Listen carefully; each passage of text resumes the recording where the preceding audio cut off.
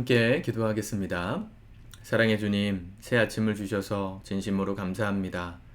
오늘도 살아가는 우리의 삶에 주의 영광 나타나기 원합니다.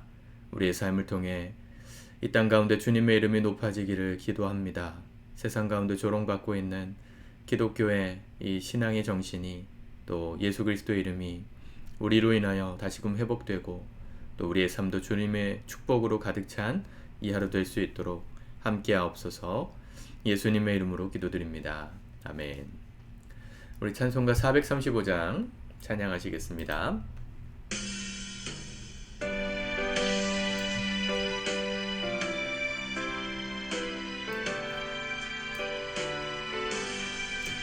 나의 영원하신 기업 생명보다 귀하다.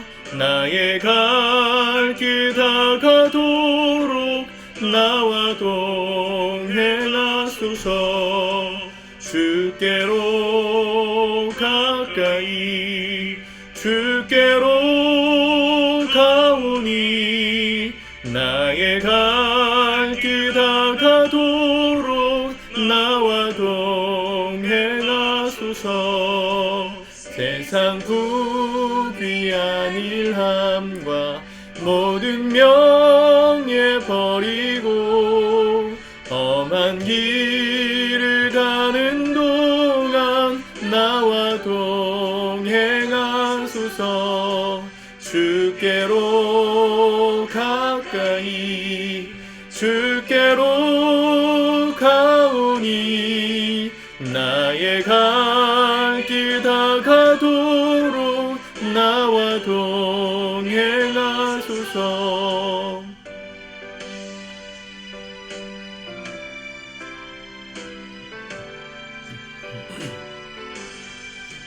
어두운 골짜 지나가며 험한 바다 건너서 천국 문에 이르도록 나와 동행하소서.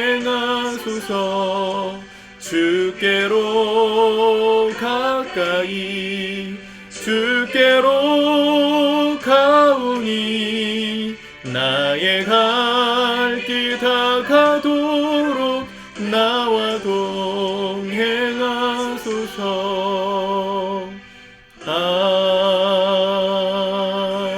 아멘. 아멘. 오늘 하나님 말씀은 베드로 후서 1장을 우리 같이 읽고 묵상하겠습니다. 베드로 후서 1장 부르심과 택하심. 예수 그리스도의 종이며 사도인 시몬 베드로는 우리 하나님과 구주 예수 그리스도의 의를 힘입어 동일하게 보배로운 믿음을 우리와 함께 받은 자들에게 편지하노니 하나님과 우리 주 예수를 알므로 은혜와 평강이 너희에게 더욱 많을지어다.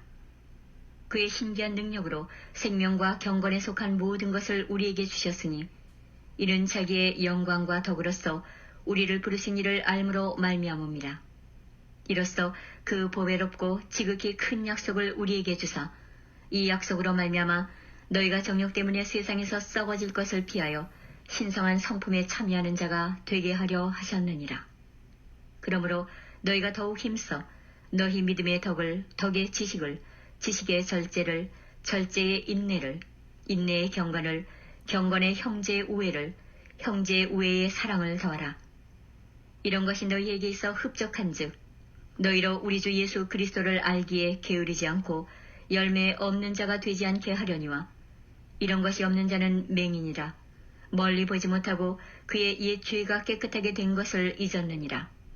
그러므로 형제들아 더욱 힘써 너희 부르심과 택하심을 굳게 하라. 너희가 이것을 행한즉 언제든지 실족하지 아니하리라. 이같이 하면 우리 주 곧 구주 예수 그리스도의 영원한 나라에 들어감을 넉넉히 너희에게 주시리라.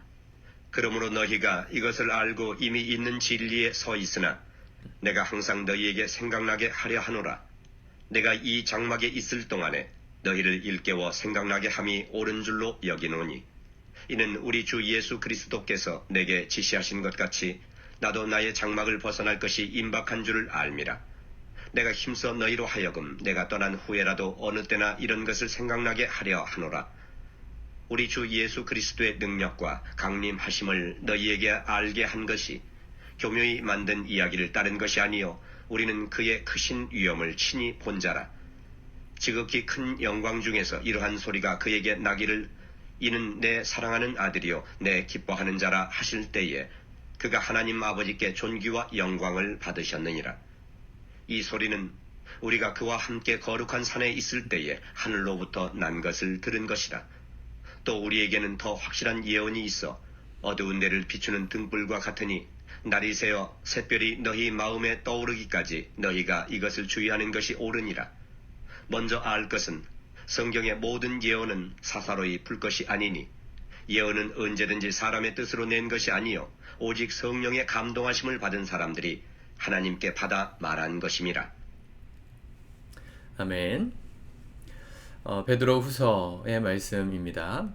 우리가 어제까지 베드로 전서의 말씀을 읽었는데 이 베드로 전서와 후서의 말씀은 오늘 우리 한국교회를 향한 하나님의 말씀이라고 제가 3년 전 2020년에 설교할 때 말씀을 드린 적이 있습니다. 어떤 신학자 최영삼 교수라는 신학자는 이 시대의 로마서는 베드로 전서이고 이 시대의 갈라디아서는 베드로 후서이다 이렇게 말하기도 했습니다. 로마서는 뭡니까? 우리가 죄인이었을 때 우리를 위해서 하나님께서 구원의 사역을 하시고 은혜로 우리를 받아주시고 당신의 자녀가 되게 하신 놀라운 하나님의 은혜를 설명하는 책이 로마서이라면 갈라디아서는 그 은혜를 받아 구원받은 사람들의 변질을 경고하는 책입니다.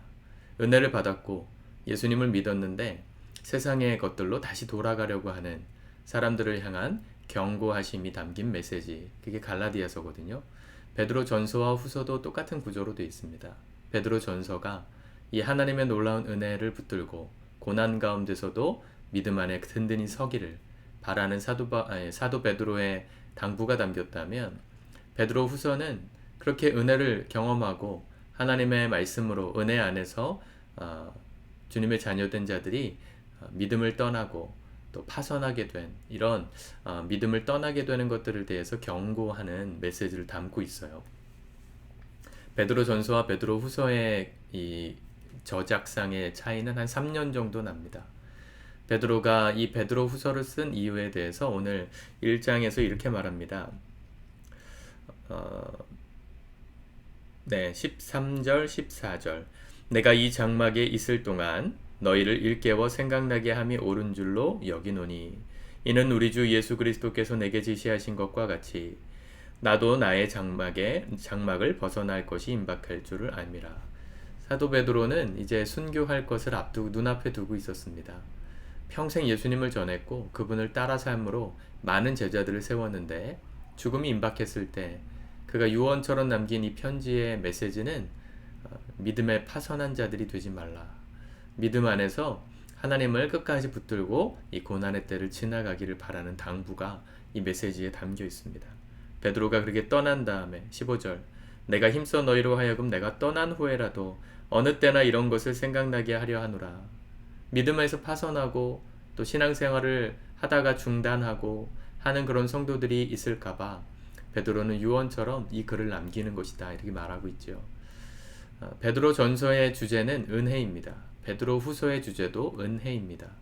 차이가 있다면 베드로 전서에서 말했던 은혜는 이 5장에서 말했듯이 너희가 은혜 안에 든든히 서라. 이게 사도 베드로의 당부였다면 베드로 후서의 결론은 너희가 그 은혜를 붙들고 은혜 안에서 자라가라 입니다.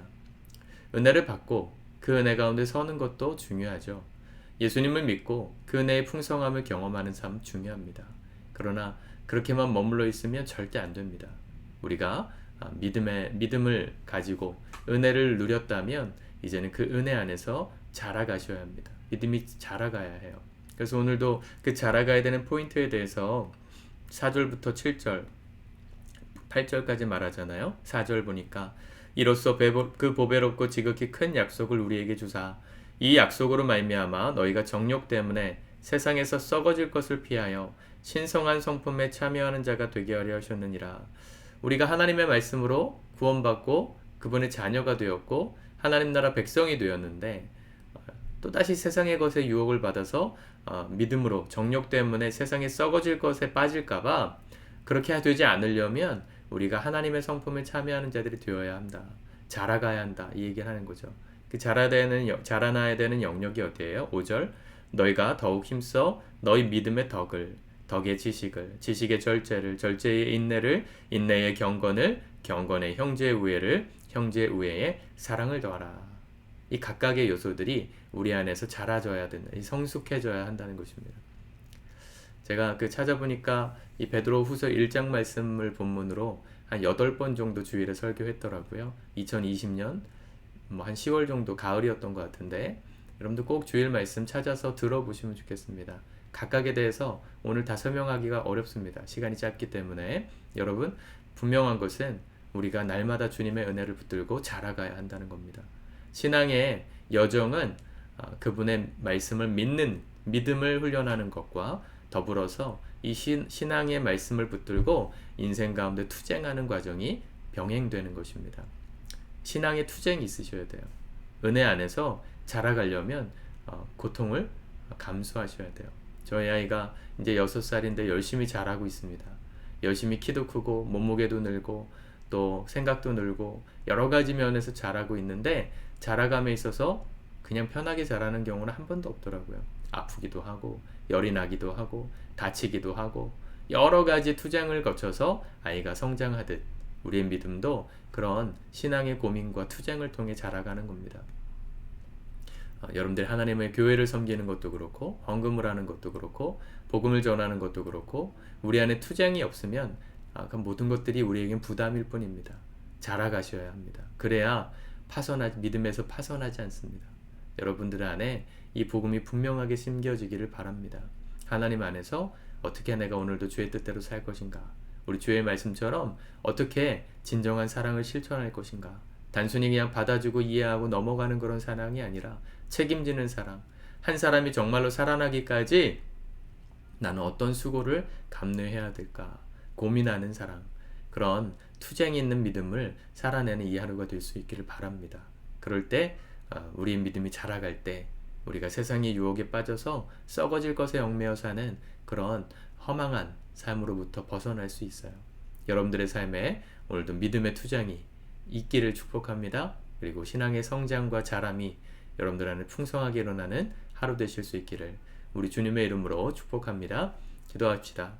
하나님 감사합니다. 오늘도 주의 말씀을 우리의 마음 가운데 새기고 또 붙듭니다.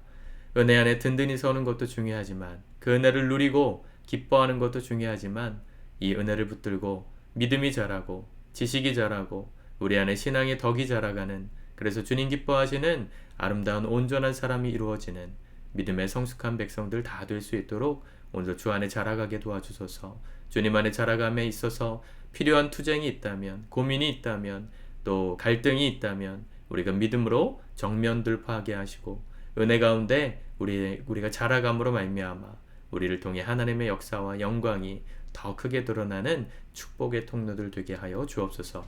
예수님의 이름으로 기도드립니다. 아멘.